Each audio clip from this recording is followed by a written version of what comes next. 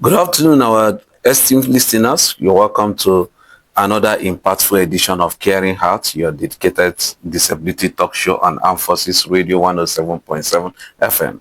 I am your host, Comrade Chris Abo, and it's a pleasure to have you with me today. Before we delve into our discussion today, I would like to extend my warmest greetings to our Muslim brothers and sisters celebrating today. Um, all I can say is that may this special occasion bring peace, joy, and abundant blessing to you all. Today, we will delve into an important and thought-provoking discussion, religious perspective of disability, and the roles of religious leaders in promoting disability inclusion. You know, religion plays a very important role in shaping societal attitude towards disability, and across different faiths, they teach a lot of things. Some teaches compassion, inclusion, and equity. However, in many cases, persons with disabilities still face stigma, discrimination, and exclusion, even within religious space. And the question is, how do religious doctrines truly perceive disability? What should be the role of religious leaders in promoting disability inclusion, especially in the place of worship and even beyond? These are some of the critical issues we will look into today. We are going to be unpacking some of these issues in today's edition of Caring Heart. So before I look into other issues, let me first of all look at the religion's perception of disability. Through history, different religions have interpreted disability in various ways. Some views disability as a test of faith, others has looked at it as a call of passion and care, compassion and care, while some unfortunately we have a misconception about disability. We actually link disability to be a sin or spiritual punishment. Maybe the sin that that person must have committed or even committed in his former world, in whichever way they can put it. But that's how some faiths have looked at disability. But the narrative that all these things is coming up with is they contribute to discrimination and societal exclusion of persons with disabilities. But we can actually say that religion should be the one that can actually emphasize love, support, and dignity for every human being, including persons with disabilities. So, if I may analyze the perspective from major religious bodies, especially the one that is prominent in Nigeria, looking at the Christianity and the Islamic religion. So many of them have actually highlighted disability from different messages.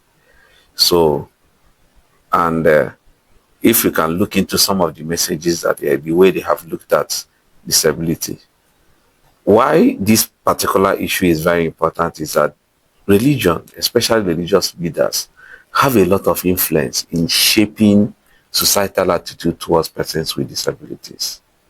And that's some of the messages that I think that they should be pushing forward, especially teaching their congregation on the rights and dignity of persons with disabilities. That's very important.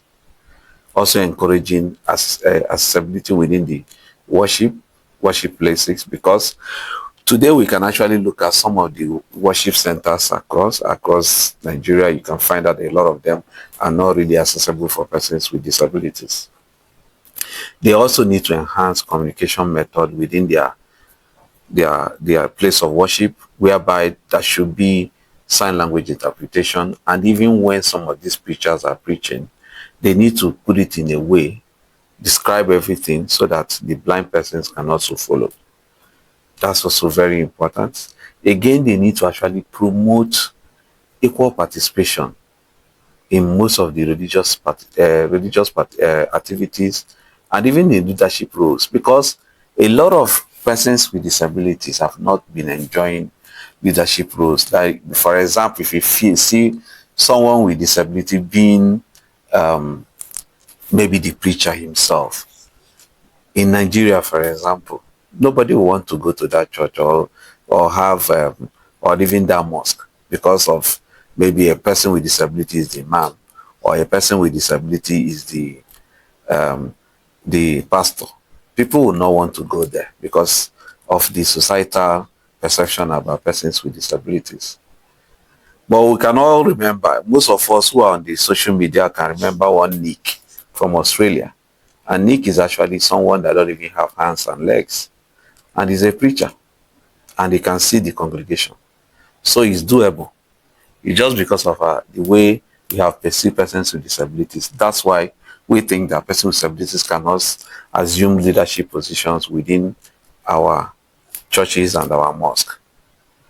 Then the leaders also need to address harmful myths and misconceptions that actually fuel stigma and discrimination within the worship centers. That's very, very important, because most of the times it's what you tell your congregations, that's what they will actually believe. So we believe that by the time you give them the right message that will actually promote disability inclusion, the stigma and discrimination that persons with disabilities are facing will surely reduce. If not, it will even be eradicated entirely. So the whole thing, or the whole stigma that persons with disabilities has been facing, I can actually attribute it to the fact that majority of our religious leaders have not been adding their voice, which they actually need to add their voice, because we find ourselves in a highly religious community, society, whereby majority of the people believe or listen to their spiritual fathers. So for that reason, I think they are the people who are at the best position to actually promote disability inclusion. So if they don't have a better understanding about it, they need to actually work more or partner with disability organizations to actually understand this disability inclusion more in order to promote societal inclusion, because that's very important. Because by the time they do that, they will use their pulpit to actually advocate for the right of persons with disabilities. That's also very, very important that they do so. So I only say that religious leaders should be one of the major advocates, the champions of disability inclusion, especially in Nigeria.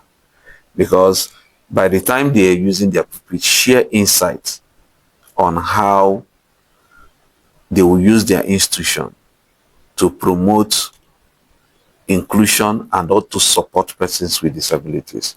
Supporting is not just for only for the side of the charity, because most times when they want to talk about issues of persons with disabilities, it's all about charity. But that should not be so. It should be an avenue to actually promote inclusion when it comes to employment, when it comes to access to health, when it comes to access to education, when it comes to access to public infrastructures. They should use their pulpit to also promote that. That's the area I'm also thinking that they should also look into it in order for them to contribute towards promoting disability inclusion. So, and that is some of the things I feel that religious organizations should be doing in order to help to promote disability inclusion.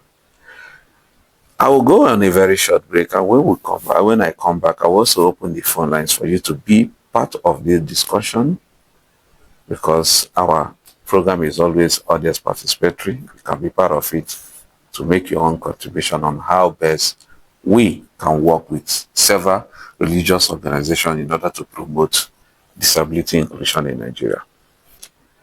You're welcome back to Caring Heart and Emphasis Radio. Caring Heart is a program where we promote the rights and privileges of persons with disabilities. And today we've been looking at religious perception of disability, the role of religious leaders in promoting disability inclusion.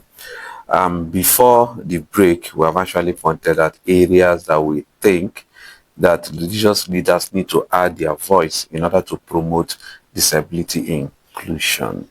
And now we want to open the phone lines for you to also be part of the discussion. So if you have anything to add or you have any question that you need to ask, you're free to do so.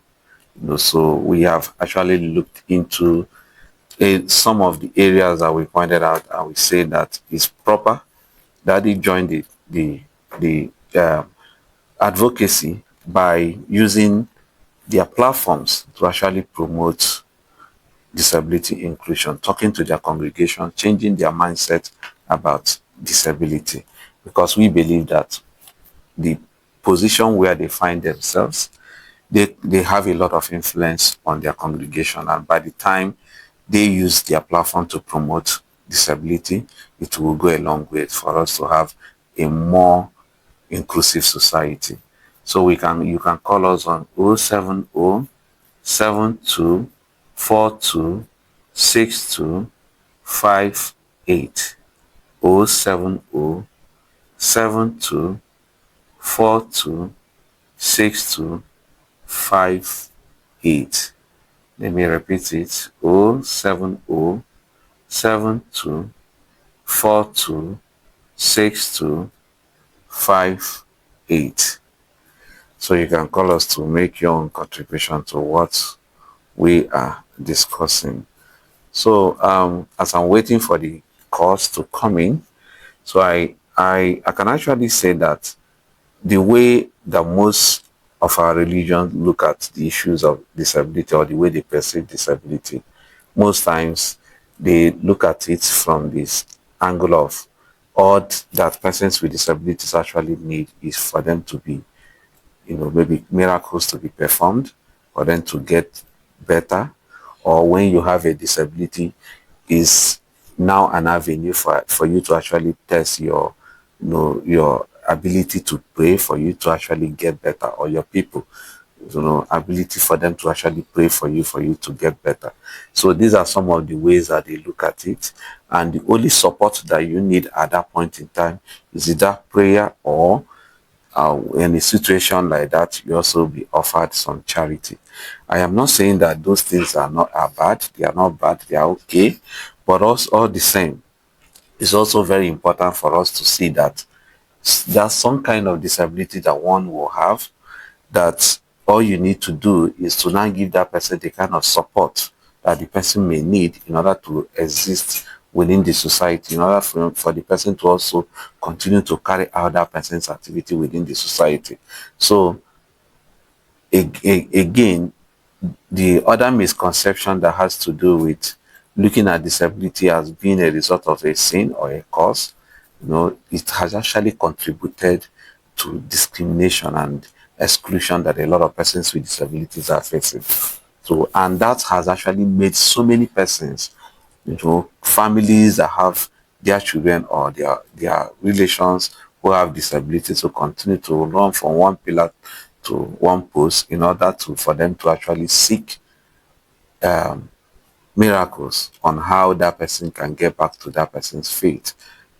That is fine, but creating a society that will make it easier for the person to actually exist within the society is actually more better. So we should start looking at areas on how we can actually promote disability using our platforms, not the other way around, where we always see disability from one angle. That's what we call medical model, about the only solution to that person's disability is for that person to be fixed. But that is not the right way to approach it.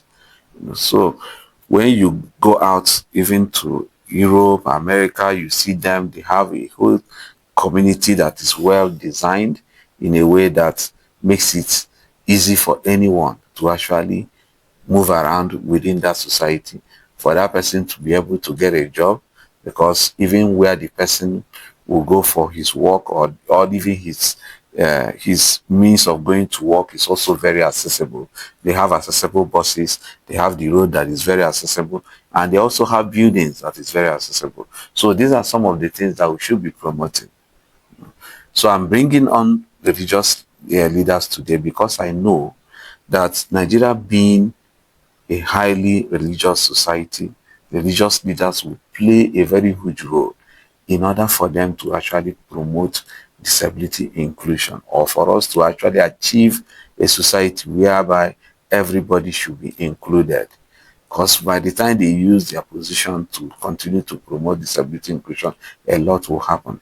No, and we have been seeing a whole lot of things happening. You see, going to some places, I don't want to actually uh, go into it fully, but let me also mention that so many of them have actually interpreted disability in a very wrong way, whereby they now use disability as an object of performing miracles. And you see some of them, I don't know if I will call it that is stage miracles, but all I know is that they always put persons with disability at the spot. And when you continue to do that, the society will continue to discriminate against persons with disabilities the more. So you can call us on 070 72 42 62 58. 070 72 42 62 58.